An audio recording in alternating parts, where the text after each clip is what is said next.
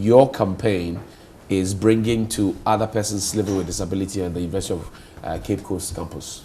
Yeah, before I start, I would like to thank God for how far He has brought me, and good morning to your viewers. It has not been easy since I started my education. Accessing lecture theatres has been a whole lot of problem, but with determination and motivation from my friends, I've been able to go through, though there are a lot of challenges that we must face and solve it.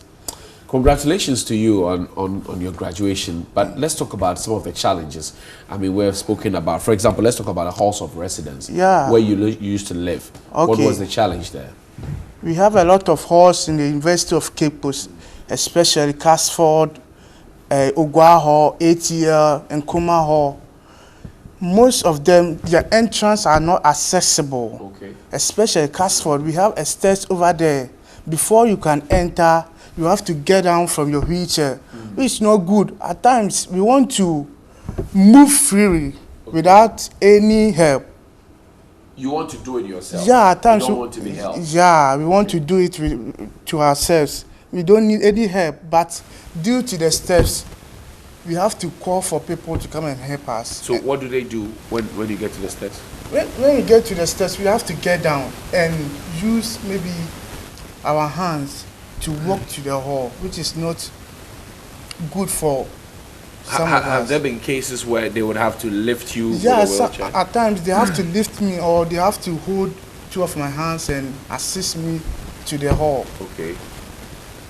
Recently. So when you get there, there's nobody there. It means that you're stuck. Yeah, I have to wait till somebody comes before I'll have access. I'll get into the hall. Wow. And there's been 10 years since the disability law was passed, and there are no ramps. Is that what you're saying? Yeah, we have ramps, which is not standard. Okay. We have ramp, especially Casford. We have one ramp over there, but it's not standard.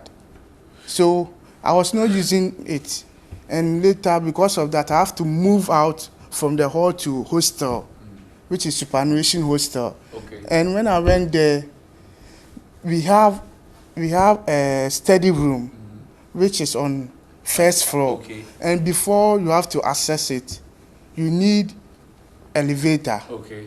And whenever the elevator is shut down, I have to sit in my room.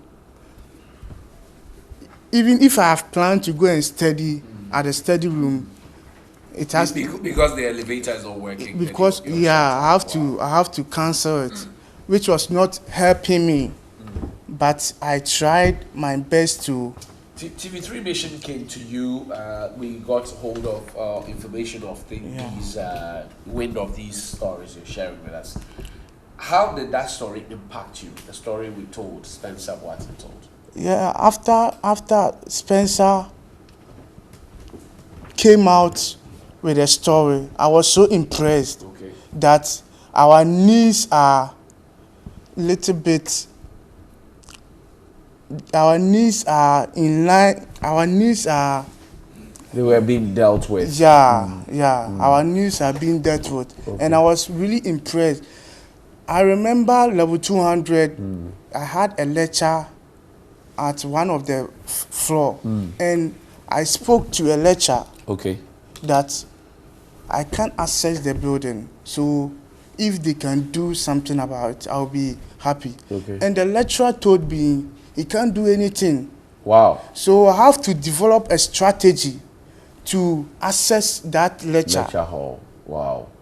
But you come from Sefwi Bekwai originally. Yeah, I come from Sefwi Bekwai. You have gotten a lot of popularity because of this story and exposure. Yeah. How do you hope to help other persons with disability in your locality? Okay, when you come to small towns or villages, we face a lot of difficulties. Okay.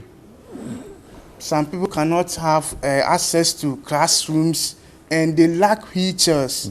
And even their parents are not able to cater for them. So they find it difficult to access education, which is not good.